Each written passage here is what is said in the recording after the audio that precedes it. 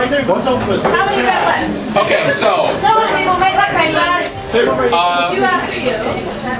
World Builders will be running for 2 months, and there'll be some of the things that are very familiar. There'll be a lot of books, there'll be a lottery, there'll be auctions, there'll be a lot of what you've seen before, but this year we are doing something different. Before, our stretch goals were kind of like, if we hit this point, we're going to throw in more books you can win in the lottery. And there'll be some of that, but there's going to be more of what I like to think of as whimsical geekery. Who saw the fundraiser that Mary Robinette Kowal ran for Jay Lake? Sorry, guys. That might have been off your radar. Thank you so much. What she went around and she was collecting money for somebody that needed some medical help, and she tapped a bunch of authors and said, "Hey everybody, I'd like you to donate an act of whimsy." And so I unearthed my terrible first high school novel. Did anybody see that on the blog? And I'm reaching out to a bunch of other authors to get that same thing. And there might be a rumor that I got Neil Gaiman to kind of smile and nod. And once I've got Neil, I can give everybody else.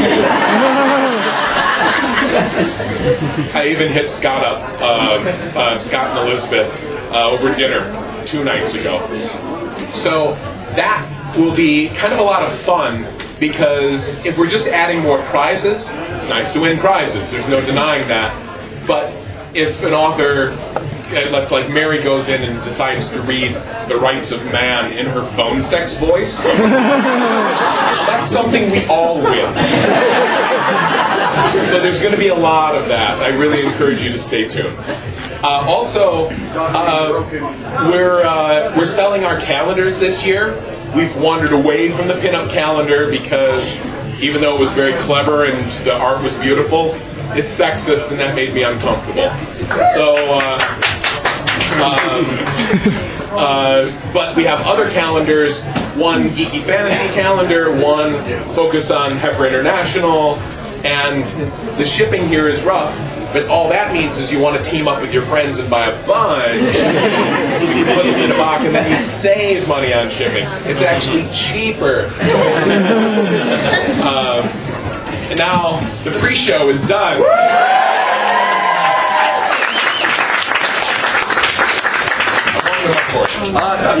Okay. You're probably wondering why I've called you all here tonight. Move forward just a little bit. Okay. So we're going to do this thing where I am Pat's little monkey bastard son. And just pretend that we're Muppets. It's not a big stretch for me. I actually, who has watched Labyrinth? My people. I went and I loved it. I watched it again, and then there's a long special features, and you see Henson, and I look at him and I'm like, that's when I belong. Like back in the set, like everybody kind of looked like this guy. You know, you need some corduroys, and you need to be walking around with your hand up Kermit the Frog's ass. This is what you do to get in the mood at home. You just it's pretty much hands up some felt tubes. Okay. I mean, I just, get some slippers and, some tea, but, to each their own. Other questions? I just did a World Builders question. I'm just wondering, obviously you guys have been enthusiastic about storytelling, obviously Lies of Lock Lamora, but one of my friends was published fairly recently, and another one's trying at the moment. What kind of levels of rejection did you receive?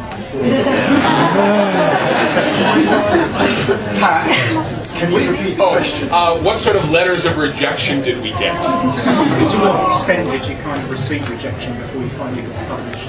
In general, or just in the publishing world?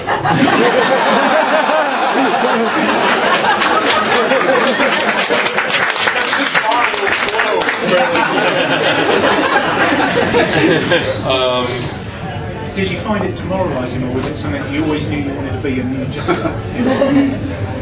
I was. Shameful story. My story is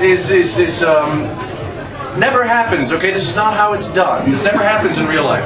I was found under a rock and elevated to my current position. No, I never received a rejection letter as a...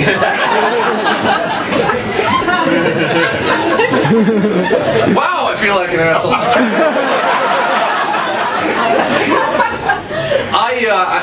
Shut up! You aided and abetted this, Simon. Okay, this No good can come this smiling homunculus right here is my editor, Simon Spanton, who is responsible for perpetrating. Simon is my Lady of the Lake. Simon handed me my Excalibur. Simon is the one who's going around. Simon is the watery tart going around throwing swords at people. See the sword. I was working in gaming for a while. I was doing PDF stuff, D20 stuff, and I applied to do a job for Steve Jackson Games, who published GURPS, back in the day. And this is the only actual rejection letter I ever received. And I later realized it was because my pitch to him was monumentally stupid. So I got a letter back from him personally, so it was like, oh my God, Steve Jackson! And the answer is no. Oh my God, Steve Jackson! It was a valuable educational learning tool. It was a growth moment. And then I never got rejected again for as long as I lived. I sold the first fucking novel I ever set out to write to this guy, so it's all his fault. And that is my story. And let's go over to rejection letter board.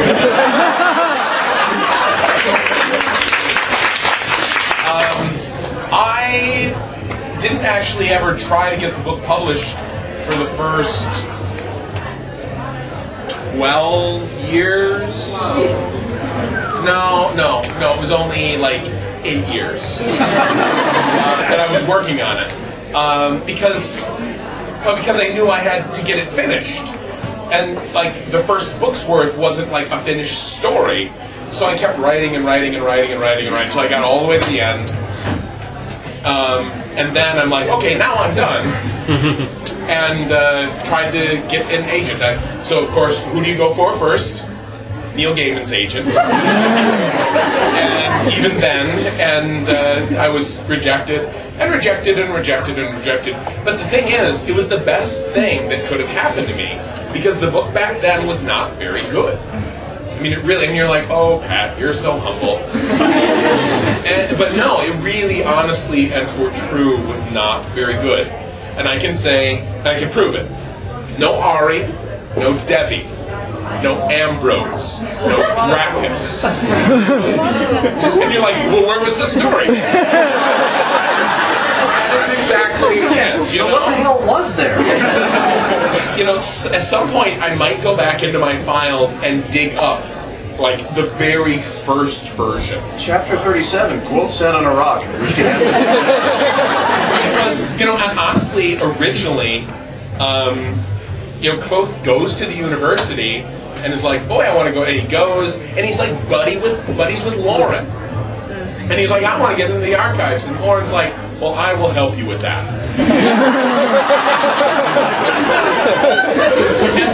And, now, are you recording me?